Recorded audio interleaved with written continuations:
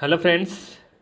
आज हम इस वीडियो में विशेष वर्गों के संवैधानिक उपबंध से संबंधित मोस्ट इम्पोर्टेंट 22 एमसीक्यू को डिस्कस करेंगे। इससे पहले ऑलरेडी हमने 25 अध्याय भारतीय राज्य व्यवस्था से करा रखा है।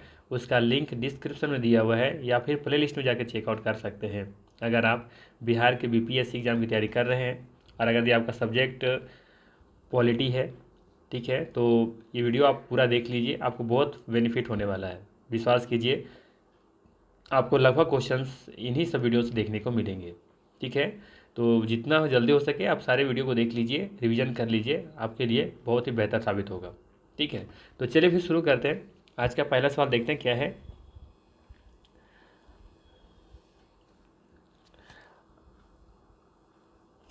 पहला सवाल है किस संविधान संशोधन के माध्यम से अनुसूचित जाति एवं अनुसूचित जनजाति आयोग को पृथक किया गया। सवाल है किस संविधान संशोधन के माध्यम से अनुसूचित जाति एवं अनुसूचित जनजाति आयोग को पृथक किया गया। पहला है 65वां संविधान संशोधन, 77वां संविधान संशोधन या फिर 89वां संविधान संशोधन या फिर 92वां संविधान संशोधन। तो याद रखिएगा, सही आंसर होगा इसका 89वां संविधान संशोधन, अर्थात यहाँ पे सी ऑप्शन बिल्कुल सही हो जाएगा। नेक्स्ट है राष्ट्रीय अनुसूचित जाति आयोग में कुल सदस्य संख्या कितनी होती है।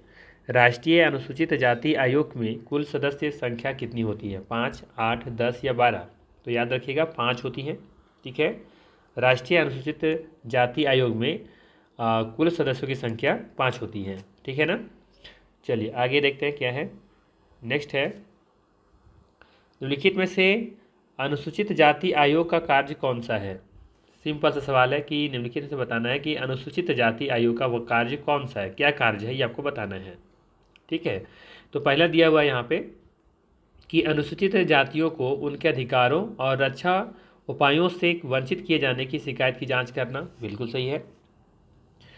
फिर कहता है अनुसूचित जातियों के संरक्षण, सामाजिक एवं आर्थिक कल्याण तथा विकास के लिए अनुशंसा करना, ये भी सही है। भारत सरकार के आदेश के अधीन किए गए रक्षा उपायों से संबंधित सभी विषयों की जांच करना एवं रक्षा उपायों के क्रियान्वयन का मूल्यांकन करना, तो ये भी सही है, अर्थात डी ऑप्शन यहाँ पे सही हो जाएगा। ठीक है, उपयुक्त में से सभी। नेक्स्ट है भारत में अनुसूचित जनजाति शब्द का प्रयोग पहली बार किस अधिनियम में किया गया। सवाल है कि भारत में अनुसूचित जनजाति का शब्द का जो प्रयोग हुआ वो पहली बार किस अधिनियम में किया गया था। तो याद रखिएगा भारत शासन अधिनियम 1935 में किया गया था, अर्थात यहाँ पे ए ऑप्शन बिल्कुल सही हो जाएगा। ठीक है, नेक्स्ट है निम्नलिखित में से सत्य कथन की पहचान कीजिए। सवाल है कि निम्नलिखित में से सत्य कथन की पहचान कीजिए, बताने से कौन सा कथन सत्य है। ठीक है, पहला कथन के बारे में बात करें कि पिछड़ा वर्ग आयोग का गठन 2 बार हो चुका है, बिल्कुल सही है। पिछड़ा वर्ग आयोग है उसका गठन अभी तक 2 बार हो चुका है, ये कथन सही है। दूसरा कथन है 29 जनवरी 1953 को कालेलकर आयोग का गठन किया गया था, तो ये भी कथन सही है। सी में दिया है कि 20 सितंबर 1978 को वीपी मंडल आयोग का गठन किया गया था, तो ये भी कथन सही है, अर्थात यहाँ पे जो सही है वो है डी ऑप्शन, उपयुक्त में से सभी। ठीक है, नेक्स्ट है राष्ट्रीय अनुसूचित जनजाति आयोग के सदस्यों का कार्यकाल कितने वर्ष का होता है। सवाल है कि राष्ट्रीय अनुसूचित जनजाति आयोग के सदस्यों का कार्यकाल कितने वर्ष का होता है, 2 वर्ष, 3 वर्ष, 5 वर्ष या 6 वर्ष। सही आंसर हो जाएगा 3 वर्ष। ठीक है, ध्यान रखिएगा 3 वर्ष का इसका सही आंसर होगा। नेक्स्ट है निम्नलिखित में से कौन से कार्य राष्ट्रीय अनुसूचित जनजाति के नहीं हैं। बताना है आपको कि कौन सा कार्य राष्ट्रीय अनुसूचित जनजाति के नहीं है।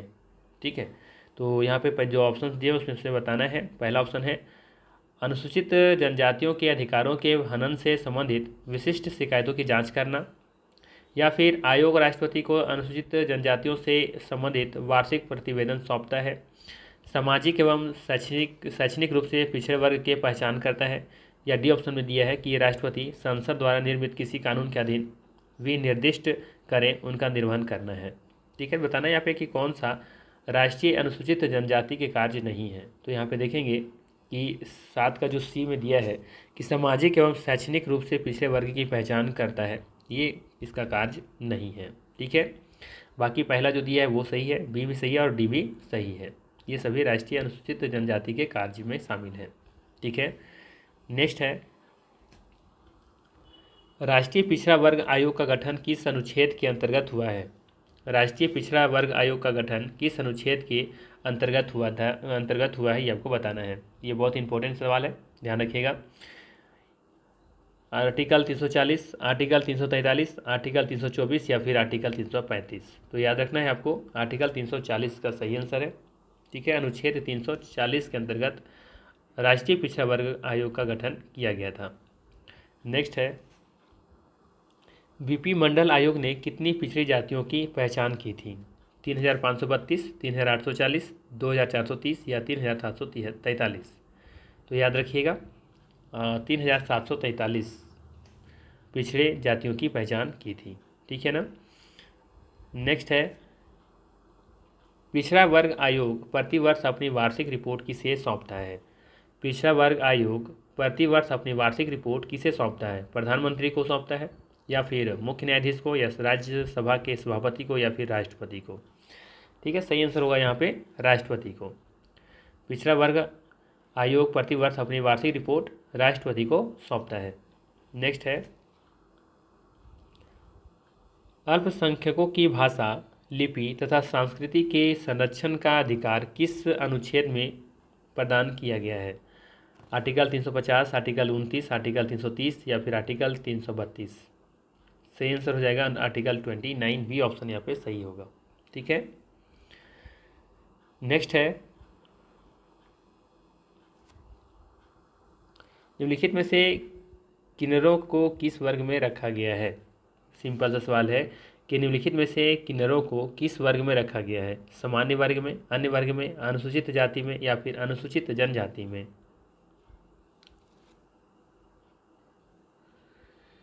सही आंसर हो जाएगा बी ऑप्शन, अदर वर्ग में। ठीक है,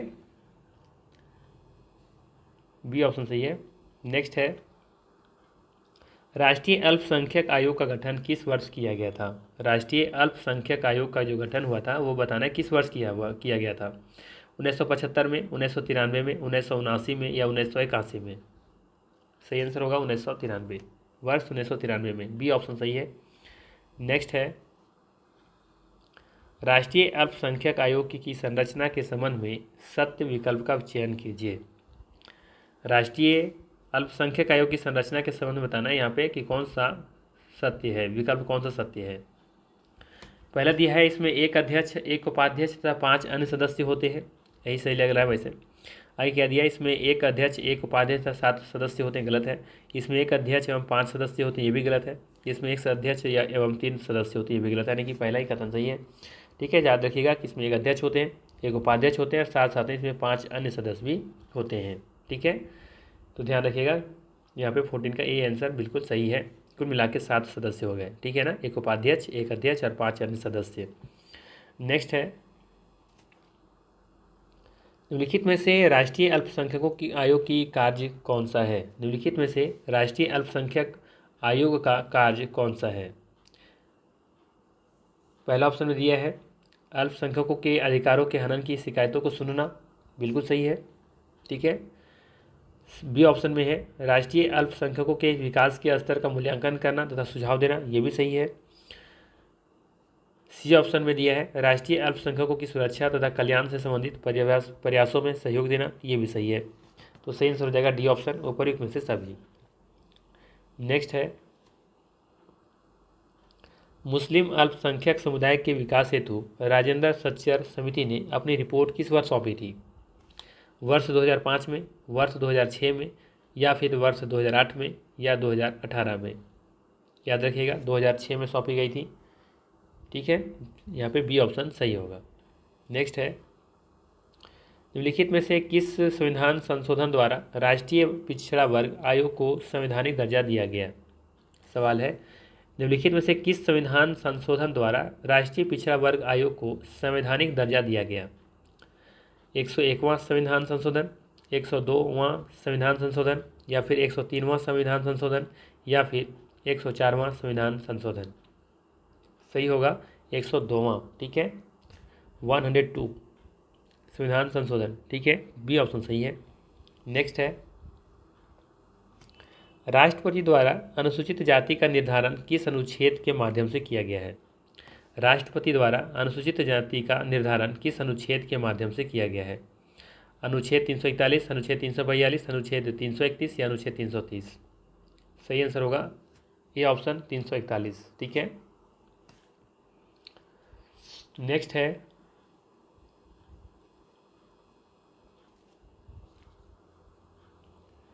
सच्चर समिति की अनुशंसा के आधार पर निम्नलिखित में से कौन सा कथन सत्य है? किसके आधार पर? सच्चर समिति के अनुशंसा के आधार पर कौन सही है ये बताना है। पहला दिया है, एक समान अवसर आयोग का गठन किया जाएगा, बिल्कुल सही है। एक समान अवसर आयोग का गठन किया जाएगा, ये सही है। विश्वविद्यालयों में अति सामाजिक धार्मिक पिछड़े वर्गों के प्रवेश हेतु विशेष मापदंड तैयार किए जाएं, ये भी सही है। सदस्यों को सीनियर सेकेंडरी विद्यालयों से संलग्न किया जाए, तो ये भी सही है। तो यहाँ पे सही आंसर हो जाएगा डी ऑप्शन, ठीक है। ये सभी देखेंगे सच्चर समिति की अनुशंसा के आधार पर था ये सभी कथन, डी ऑप्शन सही होगा। नेक्स्ट है, 65वां संविधान संशोधन किस वर्ष किया गया था? 65वां संविधान संशोधन किस वर्ष किया गया था?